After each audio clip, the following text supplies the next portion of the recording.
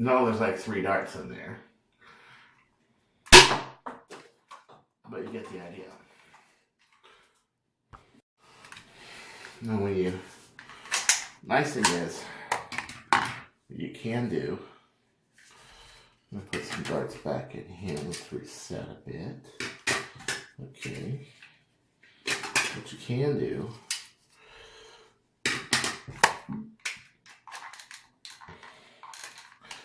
you can load from there.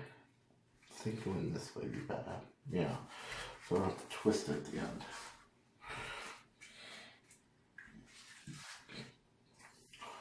Let's fire that off.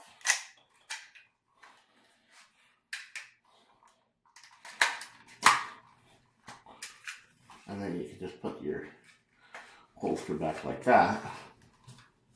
And if you gotta, real quickly, you know, you gotta reload real quick. Drop the magazine, throw another one in, and it's ready to go. Just like that. This is an extremely nice blaster. The thing is that all you have to do is pull the magazine. You don't even have to as far as you'll have a release or anything. And it will stay. It will stay. It will stay. No problem. When it's closed, it's completely locked up, so this can't, you know, move when it's closed at all. Okay. But, oh, by the way, when you guys do that whole thing where you hit the trigger and then move it up, push it all the way back, pass the catch, pull the trigger, hold down the trigger all the way. If you're hearing a snap, a creak, or anything when you do that, you're doing it wrong, you're fucking up your catch, especially a plastic one. But yeah, that's how you do it, basically. This thing barely ever jams. Quite beautiful. Quite beautiful. Now, you look at this this 3-point holster. Okay? It's kind of a weird holster because it's made... fuck you, computer. Because it's made to hold in a blaster with a front mag. This means it's got a strap on the front and it's got a strap behind the mag. So what you do, when you're about ready to fire, you release that and you hold as such. But then you can pull it just like that. See? It's made to get easier to get out of, not necessarily into. Okay? And that's important. The more important function is to get out of. Now, a lot of holsters have the problem of you can't have this front mag.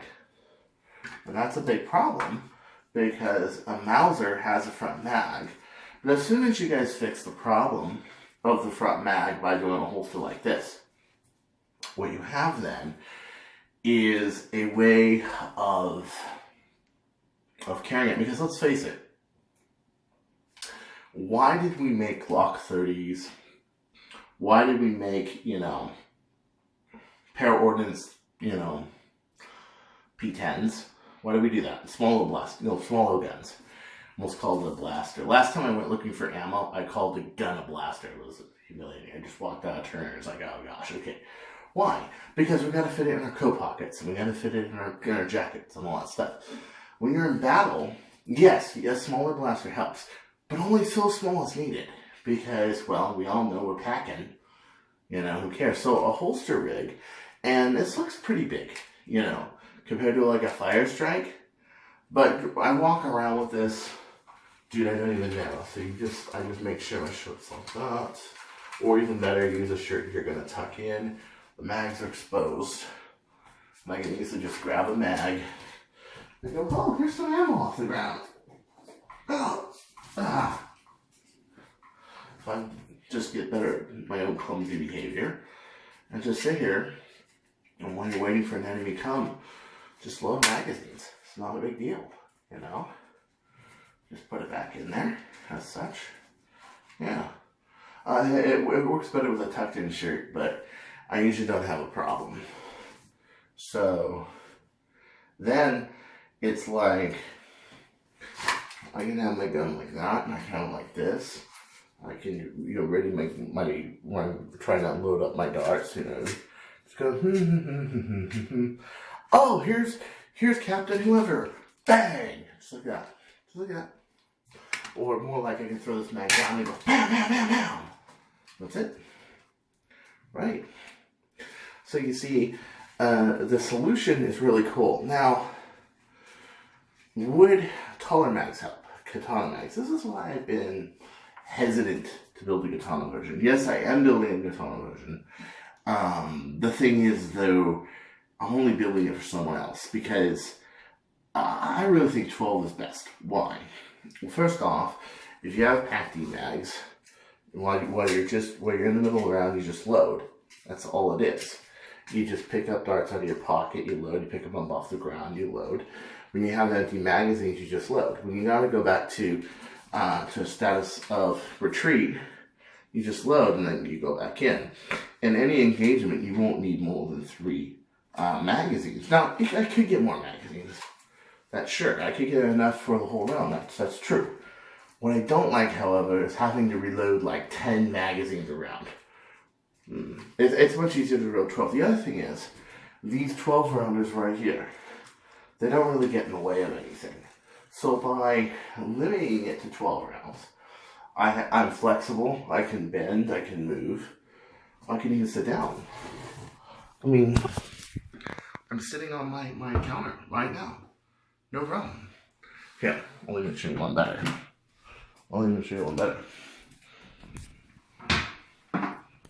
No problem. I'm sitting on my freaking toilet. No problem. See? Not getting in the way. I'm not slouched forward or back or anything like that. Matter of fact, I'm slouched a little bit farther back because I'm pointing up right now. Look. See? See? Totally. And this is why, like, cops don't carry guns with big, long stick mags. And if they are, they're usually in the chest rig. Now, if I chest rig a 15-rounder, it might work better. True. But I like 12. And it was one battle I had, which was across from the pilot station in Singapore, where I was limited. I couldn't bring a bird of prey. And I was using the Mauserfire. And by using the Mauserfire, I had this one war where it was our team had to hold a certain boundary for 10 minutes, and I was able to do it. And I fired at least 150 times that round, and I hit a lot of people. But I had 3 magazines, so that's only 36 rounds. I just kept reloading ammo. Reloading ammo. When nobody was around, I just took out a magazine. That's all I did. It worked. It worked great. I mean, look at this. I can sit here. Everything's cool. It's comfortable. When you go above 12, and that's when your belt rig is for pretty much standing only, or you should really consider having a chest rig. Although I hate chest rigs. They make you feel hot as hell. Especially in Singapore, where it's burning freaking hot all the time. It's humid. Okay. You're better off with a light shirt like this and running around with this. And believe it or not, this and bird of prey is so powerful of a combination. I think in wars I got hit maybe 3 or 4 times. Yeah.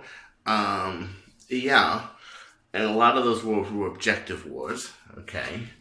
But in reality, the smaller. Here's the last of my Pak-Ds right here. I'm getting another thousands sent on their way. But yeah, I'm dead serious about cleaning these heads and gluing them and making sure they hold up to anything. Yesterday I had my sample Pak-Ds I had drying for a couple weeks, and I had my metal chair, and I was firing it with the bird of prey with an 11-inch barrel, and that thing is flying. Okay, from 200 feet away, I shoot at the tree at 70 feet up my backyard. It just hits it almost a straight line. It's like not even dropping. I mean, it does drop. If you shoot it flat, it will drop, you know, but it's amazing. Okay, so it's shooting at really high velocity. If I had to guess, if I went by the old tube, it would be doing about 270, 280. This tube's probably doing 300, 310, 320. And I'm just firing point blank at this sheet metal chair. And it doesn't even break. It doesn't even break. Not even funny. I've got one problem. And that is, how am I going to prove that I'm picking up one of these darts? Okay. One of these hand-glued darts. Okay, these are the newer ones, the other ones. Okay, that's an older one. Good. How am I going to pick up one of these hand-glued darts, fire it at this chair, and make it believable on video that it's not a work? How am I going to do that? I don't know. Okay, hold on. So let me see. Ow! Ooh, the steel thing on the side of my bed. Ugh. Let me see. First, I think I'm going to point the chair in this direction. Okay. And then I think I'm going to just fire it. Why not? You don't believe me? Meet me at a meet one day. You'll see. Okay? I'm just going to fire point blank into the chair. Point blank, just right. Of course, point blank means no drop, the technical term, but in my term, I'm going to just make it flat. Now, are you watching? Are you watching? That's steel. That's a steel chair. There it is. That's where it landed. Let's take a look at it. Try to keep this in view. And nothing. Look at that. Okay. So let me explain 3 reasons for that. Why did this not break? So why did this not break? As usual, I'm laying on my bed. It's kind of like my couch, you know. And I often lay here, watch movies on Amazon Prime or Netflix or whatever. Okay. Number 1, the process you saw in there. Even though the Pak-Ds actually are good, even if you don't wash them, I had tried some out and I did break one of them, but I broke one doing that extreme of circumstances. Okay. But when I shot them outside, they didn't break. Okay, so under normal wear and tear, even shooting it from a wall, out of a brick wall 10 feet away, it doesn't break. Okay. Number 1, these are washed so well that when you bond them with silicone glue, you actually get a surface here. Let me show you what happened to one of my, actually all of my version 3 darts. Okay, let me go up to the camera real quick. Okay, let me get focus. Okay, do you see that? I know maybe you don't see it very well. I'm trying to, yeah, do you see how there's still glue on there? And you can see this rough pattern where those ones foam. The trick is to make it so only the foam can rip off, not the silicone. Now what usually happens with a dart is that the silicone comes off. Now if you can peel this off and you got a flat area of silicone, shiny, as Explorer darts were infamous for having this real shiny area. This lip right here, not the peg, the lip is the most critical part of a dart structure. And you know what? For the Chinese darts, they don't even have them glued. Now, there's good reason. They don't want hard glue around where the stuffing is, where it's going to interfere with the brass because they're using hard glue.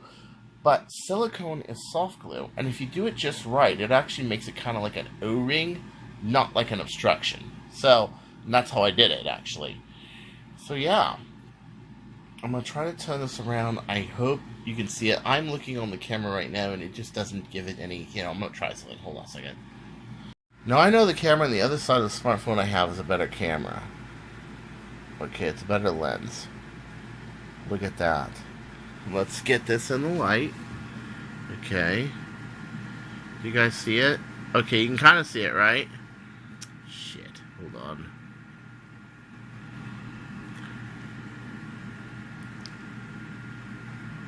Yeah. Okay, you can see how there's still glue, junk film there. Never came off. That's because this is chemically bonded to the silicone. I'm using a silicone glue, go-to glue, that uses toluene as a solvent. And once that dries out completely, it is bonded really, really well. Number two, I'm using really fresh cut ends. So on these darts, for example, these are made off of prototype darts. And what I end up doing is I end up taking my prototype darts, using the red hard prototype darts for practice, and using these for wars. But on these side, I actually trim the front. So this is freshly cut, a freshly cut foam. So it doesn't have any wax on it, dirt on it, anything. It's freshly cut. Okay.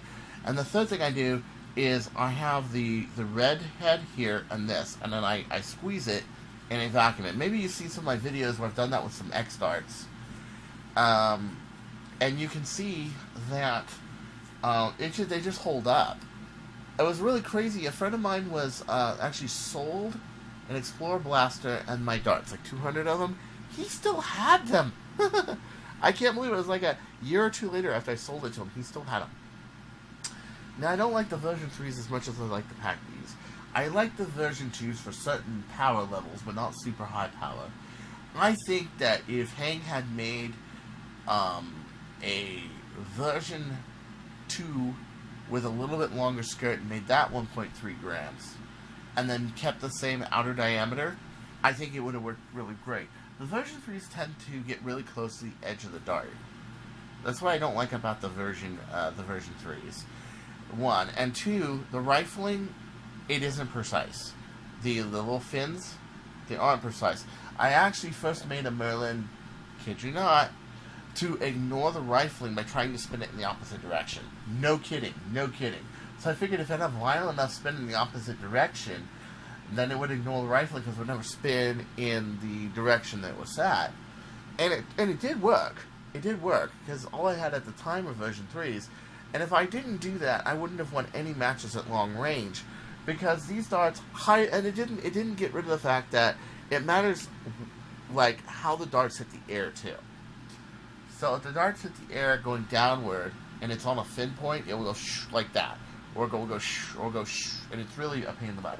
The Pak-D Dart is much more uniform, but then again, you can say the same thing about the version 1 Explorers, because they are very similar. I say similar, not the same. So much so that I talked to a guy at the U.S. Patent Office, and I asked them, okay, does anybody have a patent on these? And I asked them, well, I would like to get a patent for my friends in Singapore getting this done, but they have a lawsuit in Singapore about the version 1s that you couldn't have these.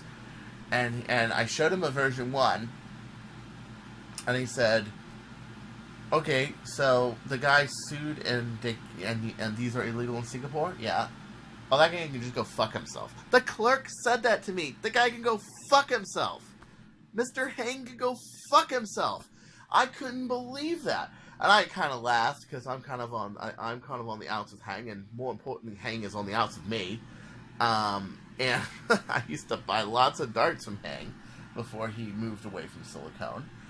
And you know, I'm like, why would they do Singapore? Well, Singapore is all about money and representation and who you know and this and that.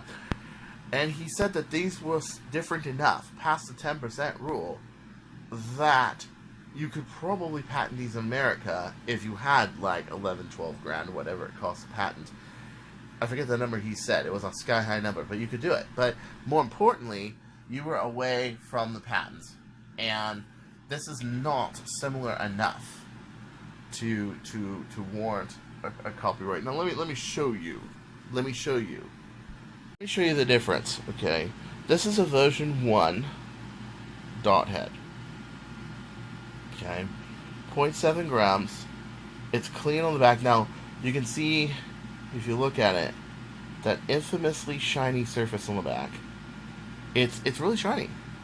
It's really shiny. It doesn't hold glue that well. Okay, the front is nice and rough. I wish that the the back was like the front, and the front was like the back. Okay? And then you got this. Okay, so they're the same shape in general. Except this is an improvement. It has ribs on the back that hold it in. The surface is not gloss, it is semi-dull, which makes a uniform surface, but at the same time makes it glue adhere to it a lot better. And I hate to break it to you, but if you look at these really closely, let me put these together with my fingers.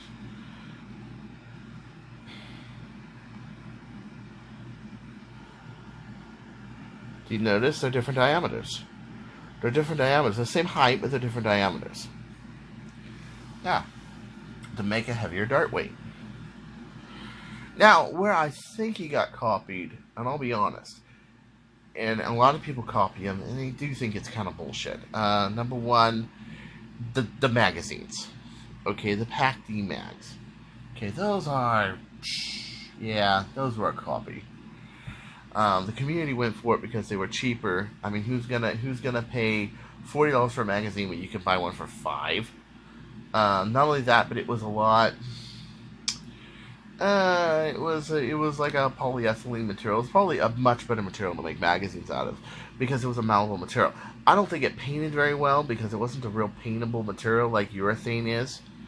But like urethane casting resin is, I don't think so. But yeah. The other thing is, this is what really pissed me off, and I will be honest. When the FEJs came out, they were copies of the X-Dart. They were the first ones that came out with the ACC version 1s, which were gray, the spongy foam, the spongy porous, non-marking foam, and I kept buying X-Darts until they wouldn't sell them anymore, basically. And I liked the version 2 X-Darts. They were a little light for what I was doing, but I liked them. The quality was good. Everything was good. I liked the yellow foam, actually. I actually did very well with the yellow foam. A lot of other people didn't like it. I liked it. I thought it was good foam. And, but then he went to version 3. And I'll be honest, version 3 he went off the deep end. Too wide, too much rifling. You have to keep these perfectly. Also, if you get any glue in these rifling grooves, it affects the flight. You know, but I will honestly say that they copied them on the FEJs. The first one who came out with good nipple darts was in fact Hang, and they copied them on the Pak-D magazines. Okay, Pak-D made the magazines, but when it comes to the darts, it's an improvement. It wasn't an outright copy. You know, the ACCs were an outright copy except the material, but I gotta say, Pak-D really did good with those darts, and it's a shame that those aren't around anymore. And I really think that he just wanted them off the market. Hang just wanted them off the market because they were competition. I still think if he had made a heavier version of the version 2, they'd be better. And I was even offered Pak-D darts, and I didn't take them, okay? It wasn't because I had a cushy relationship with Hang at the time, because I didn't, okay? But I liked them better. They just, in principle, were more sound to me. And they used the air more as an airfoil. But once you get to a certain speed, the dart foam is buoyant enough. You don't need that. But what we're talking about are blasters between 140 and I would say 230 feet per second. And that's a lot of blasters, okay? In this day and age, that's a Caliburn, that's a Prophecy. I mean, even in modern days, a version 2 X-Dart does make sense. But once you get in the higher speeds, the Pak-D seems to hold its own better. Yeah. And the version 1s were made for a different generation of speed. One where your retaliators would do 120 to 130 feet per second. Your long shots would do 150, 170. And if you had one that can do 150, 170 and into the 200s, you had a really nice long shot, okay? I had one that could do 200 back in those days. It was great. It was great. So now next time, this is Chris Cartea saying, don't you go changing. What is happening?